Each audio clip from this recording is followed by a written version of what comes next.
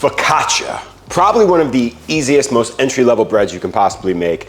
Either way, anytime you whip up a batch, it's always impressive. I love focaccia. I love it with a nice little pool of olive oil, a little balsamic maybe, make a little dipping action going on right there. Maybe I'm dipping it in my pasta. Maybe I'm making a nice sandwich or something out of it. It is such a versatile bread. It is so low maintenance. You can whip it up in minutes, let it sit overnight, and have beautiful bread the next day. I feel like if we're gonna cover some sort of breads, right, next to our country sourdough loaf, focaccia has to be next in line, right? So we're gonna dive right in. Get yourself a food scale. Can't preach that enough, right guys? Put a bowl on top of your food scale and then tear the scale to 0 grams. Next I have some room temperature water, perfect. 440 grams going straight in. Tear it again. Next we have our sourdough starter. She's primed and ready. We're gonna go in with about 100 grams of this. Give this a light mix with your finger, just a little bit, just to disrupt it. And then we want to let this sit for about 5 minutes. So after about 5 minutes, our liquid should be a little cloudy. That's what we're looking for. That means the starter is starting to break down a little bit into the water, everything's getting acquainted. Now we can add the flour and everything will mix homogeneously. So next we're just gonna add a little olive oil right in, and then our flour. Everything goes right in. Guys, I can't stress enough how easy this recipe is. So you know me, just for flavor, I always like to add a little bit of whole wheat flour to this ratio as well. Man, I hate flour packaging. Oh, lovely, so happy I just ripped a hole right in the middle of my bag. We are in 2025. Why are we still doing flour and sugar in paper bags, man? Come on. There's gotta be a better way. Come on. There it is. Coming with our kosher salt. Need 8 grams. I like to kind of like throw it on there a little bit just so the scale registers that shit. All right, so next we're gonna take our fingers. I like to just work with these 3 fingers, and we're gonna just like mix all of this together. You could use a spatula if you want. I really like just to use my hands because you'll feel this really start to come together and when it's done. You should have this like lumpy, shaggy looking dough.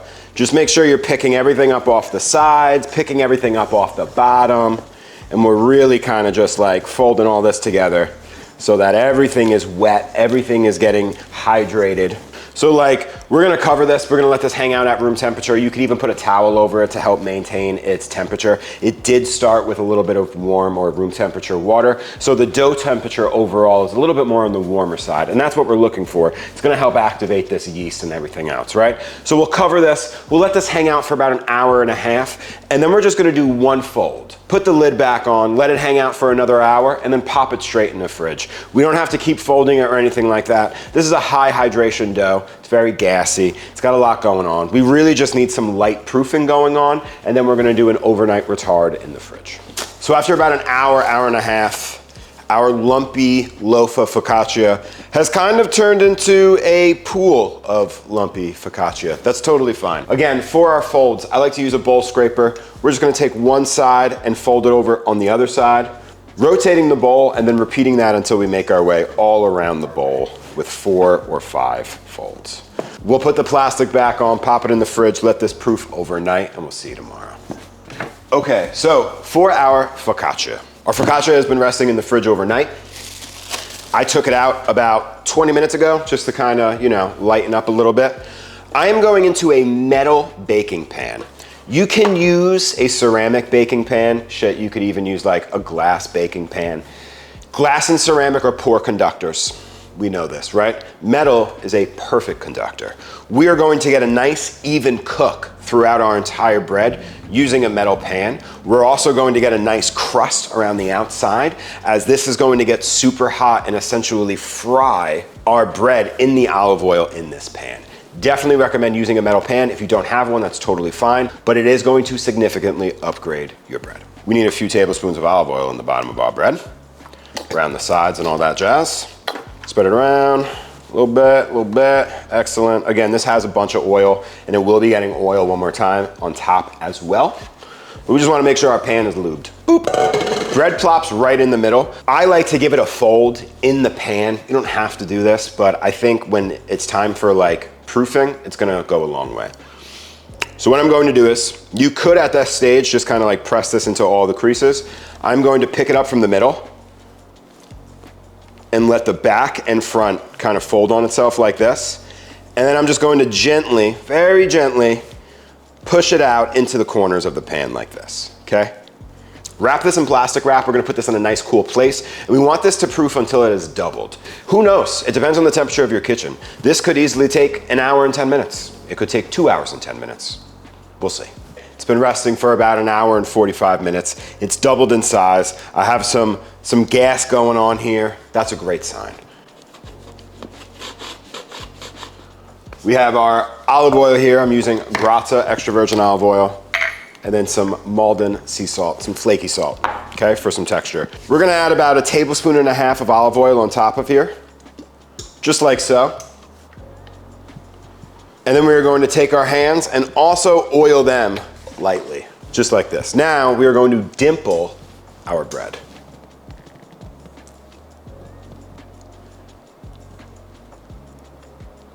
So really, focaccia is just like an incredible canvas for so many beautiful things. We can make this into some sort of sandwich. We could flavor this with maybe like, I don't know, apples or pumpkin, stud little pieces of cheese in there to kind of melt, or even just going in with like some rosemary or thyme and fresh herbs on top, maybe some confit garlic, something like that. If it was the summer and we had some beautiful tomatoes or some fresh vegetables, we can put some fresh vegetables on top to kind of roast as well. It's just like such a great vehicle for other things, and I love that about focaccia. Some people like to treat it almost like a pizza, giving it all sorts of toppings and stuff like that. That's a great way to treat it as well. Today we're just making a sandwich, so I'm just seasoning with a little bit of sea salt. It's okay to go heavy on this. It's bread. You have a lot of olive oil and fat soaking in here as well. You need a little bit of that salt to kind of cut through all this, okay? 400-degree oven for about 30 to 35 minutes on the top shelf. All right, stracciatella cheese. What is it? You know that super soft, creamy, delicate filling on the inside of a burrata? That's stracciatella cheese. It's essentially just mozzarella cheese that has been softened with cream. So it's super easy to make at home. Don't go out and buy it, and you're gonna look super impressive. Here's how you make it. I have a ball of fresh mozzarella. You want a soft ball. You don't want like a really tough, hard ball that you're gonna be tearing. You want something that you can like, you know, it's got a little give to it, right? And literally all we're gonna do is we're gonna rip this ball in half just like this. And we're gonna break this straight into a bowl. You want these like small, fine pieces, these little strands just like that, okay? You could use it as a sauce. You could use it as a condiment. You could use it as a filling. You could, you know, finish your pizza with it. That's a great thing. Today we're just kind of gonna be using it as a condiment to help layer our sandwich. So yeah, these fine little tears just like this, that's what we're looking for. Some salt, regular kosher salt. Give it a nice, healthy pinch, okay? Nice, healthy pinch. Then I have some cold heavy cream. We're gonna pour the cold heavy cream right over the cheese.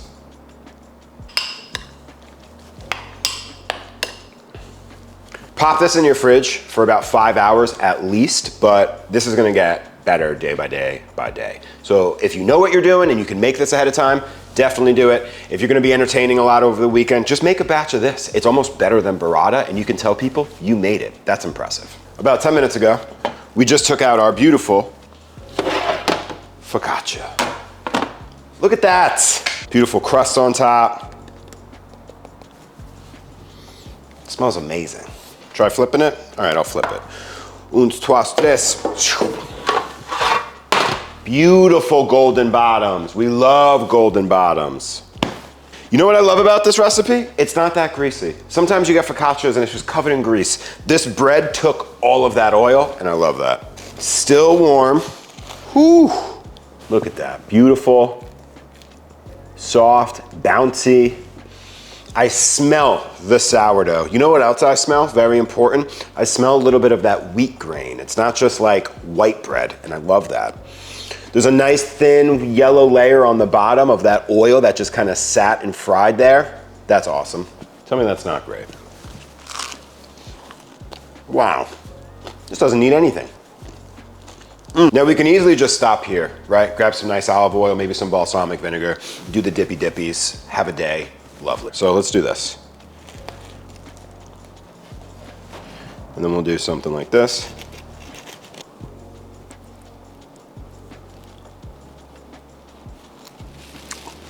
While she's still warm. Earlier we made this stracciatella cheese, right, yesterday? Look how thick it got, look how beautiful. It's a little lumpy, it's creamy, it's delicious. It's everything you want it to be. What else do I have? That's a great question. We have some fresh pesto, a little bit of some mortadella, and then I got some arugula here, some peppery greens to kind of mix this up and, I don't know, make it a little healthy. Putting a base down with your spread is going to keep the sandwich from drying out. It's going to keep it nice and soggy. And rather than putting it in the middle where all that oil will seep into the sandwich and the sandwich will actually like slide and fall apart, it's all going to anchor the sandwich on the bottom. Next, we have our mortadella. Make sure you tell them to slice it thin, okay? You need this like paper thin. I want to see you right through it. I want the texture of this to be light, right? I don't want it to be like, wow, I just bit through a few layers of meat. How do you do that? I like to do it separately off of my sandwich, kind of like loosely play around and put this stuff together. See how I'm kind of like keeping it loose here? And I just have like this mound. Before we put this on, we're gonna put a little bit of our arugula on. I almost forgot about it, right? Wouldn't be the first time I forgot to eat my veggies. Take a little bit of oil, just kind of lightly dress that a little bit. Beautiful. Got our little mortadella bed over here. She's going right on top, like so, right on top.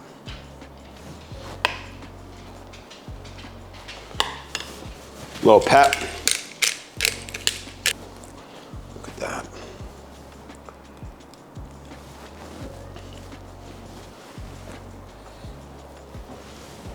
That's a sandwich. I don't understand why I love this. I mean, I do. When I was a kid, my mother used to put my sandwich way on the bottom of my lunch bag with the ice pack and everything else on top, and the sandwiches would always get smushed. I almost can't eat a sandwich if it's not smushed. So I'm gonna give it the old smush, and we're gonna give it the old.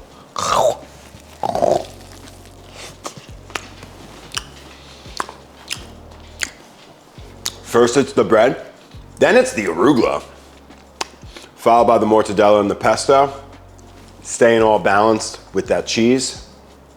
It's a perfect sandwich. I would go to a deli and order 4 of these. One for now, one for the night, one in the middle of the night, and one for breakfast. This is ridiculous. Sourdough focaccia in the books. Make this every single week throughout the whole season. No one in your house is gonna be angry at you, I promise. And hey, if you just so happen to fall into this beautiful sandwich, God bless you. You can't go wrong. I'll see you guys next week.